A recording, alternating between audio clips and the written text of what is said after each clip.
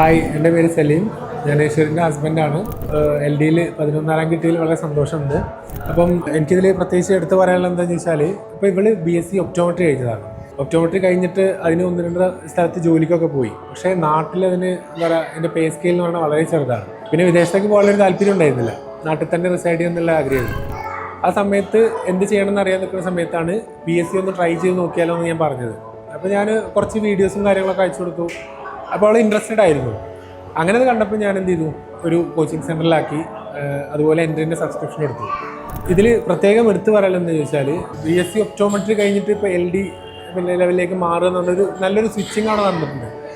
അപ്പോൾ അങ്ങനെ സ്വിച്ച് ചെയ്യാൻ താല്പര്യമുള്ളവർ ധൈര്യമായിട്ട് ചെയ്യാമെന്നുള്ളതാണ്. ഇപ്പോൾ നേരത്തെ പറഞ്ഞ പോലെ തന്നെ മാത്സ്, ഇംഗ്ലീഷ്, കെമിസ്ട്രി, ബയോളജി പോലുള്ള സയൻസ് സബ്ജക്ട്സും മാത്സും ക്ലിയർ ആയാൽ തന്നെ പിന്നെ കുറച്ച് കറണ്ട് അഫയേഴ്സും കോൺസ്റ്റിറ്റ്യൂഷൻ പോലുള്ള ജനറൽ നോളജും കാര്യങ്ങളും മാത്രമേ നമുക്ക് കൂടുതലായിട്ട് എടുക്കാനുള്ളൂ.